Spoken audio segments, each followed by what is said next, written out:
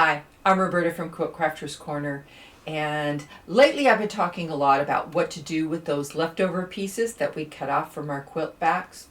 As I was sorting through that pile of pieces that I cut off, the narrow strips off the sides, those usually go into a separate pile for 2.5-inch strips, but the tops and bottoms are usually a pretty good chunk of fabric. Sometimes less than a half yard, but more than 1/4 yard. So it's like, well, what do you do with those? So as I was sorting, I started to put the flower pieces off to a side, and the stack started getting bigger and bigger. Of course, I had my other colors, my reds, my blues, my greens, other colors from the backs. So as I was sorting these and the flower pile got to start to be a little bigger, I'm thinking I need to do something with these. So I've always wanted to make one of these, and they call it stained glass. I call it lattice quilt. It's, because it's black, it looks, the black makes it kind of stand out a little bit more, but you could do it with white. You could do it with many other colors. So I started looking at this going, half square triangles would look really great. And I'm a big fan of half square triangles. So in looking at this, I was thinking, how can I use this effectively since I have all this material? So let's go over to the cutting table and I will show you how this kind of started and where I'm taking this. So if this is something you like, please subscribe to the channel. It really does help me out and it's free. Stick around to the end because I'm going to talk a little bit about that next pile of scraps that we have. So let's go over to the cutting table and let me show you some of the ideas and techniques that I used to make this quilt here. Okay, we're here at the cutting table now, and what I started with is I started with 6.5-inch squares because, like I said, they were pretty good chunks of fabric, and of course some of them weren't big enough, so I couldn't use that, and some were just a little, the color wasn't quite right, so I didn't use that. But most of these other pieces I've used. I went through all of these and I just started pulling them out and putting them in a pile, and now I have 48 6.5-inch squares that I will be using.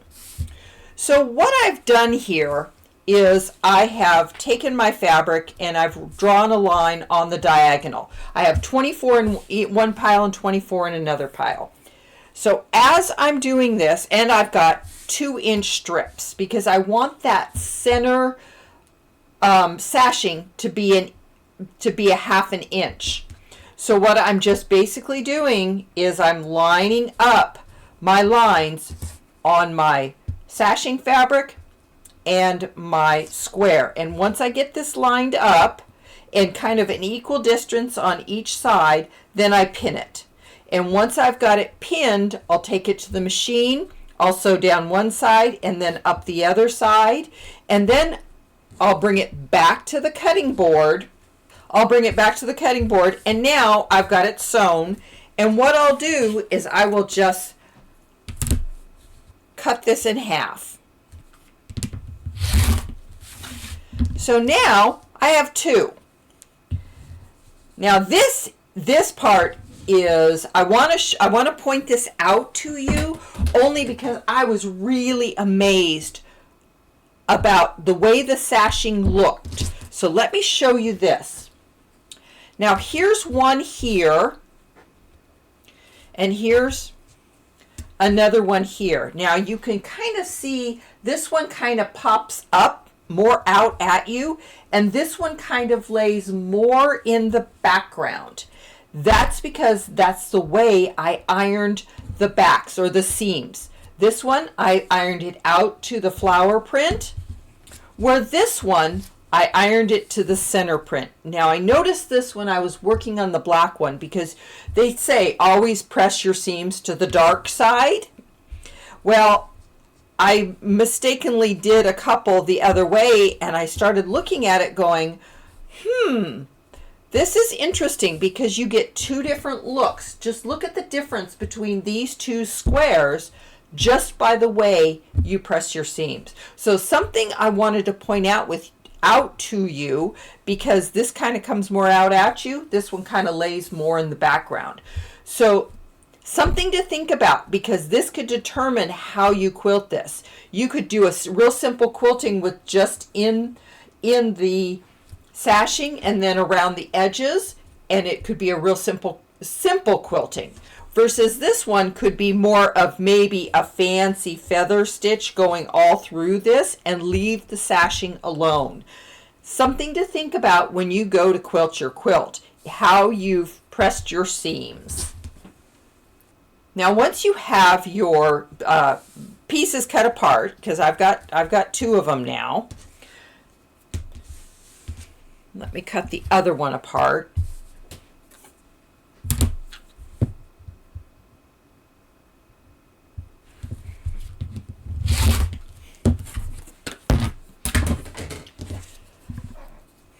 Okay, so now I've got these, oh, wrong ones. I need to cut one of these apart.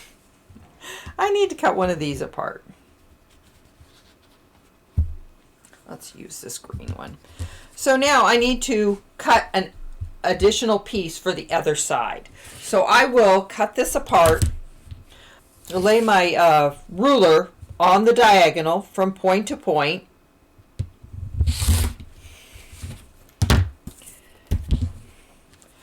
So now this one's going to just go on the other side of here. And what I'll do is just finger press this right now for right now. And that I kind of match up my edges so that they're kind of even here. You can see it's a pretty nice 1/4 inch all the way around. And then I know this is going to line up. Now if I really want to get, you know, real particular and careful about it, I will put my my ruler down so that my line is on my seam here, and then I'll go a 1/4 inch off and see that, oh yeah, it starts in the same place. I know that's pretty well lined up. So I know that this is going to work. So then I'll just pin this, take it to the machine, and then sew it. Which then I get these squares. Now these do need to be trimmed up a little bit, and what I use is I use my 6.5 inch square. I run my diagonal and I just kind of eyeball it. You know, it's going to be pretty close, and as you can see, I've got some that needs to be trimmed up there. So I will trim these all up before I start putting them together. Okay, that's pretty well trimmed up. Now what I'll do is I'll get another one, and I try to make sure that I'm not putting the same fabrics next to each other in this. I do try to make sure that this is, everything is kind of give myself an even distribution of the different fabrics.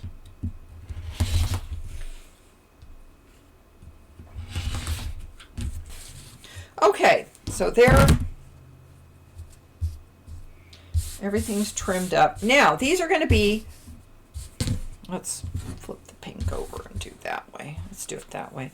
Now, the next thing you're going to want is 1.5 inch sashing to go in between these. Now, what I normally do is I'll sew one side on, and then I'll go and sew the other side on. So as I'm putting these together, I'm looking at it going, okay, this is great. This looks pretty good. So let's just add a couple more here and just give you an idea of what this looks like.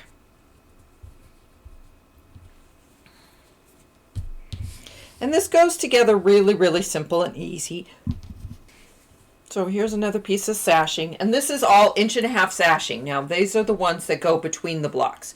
These, originally when I sewed them down the center, these are 2-inch blocks. You could cut these in half and use a 1-inch sashing.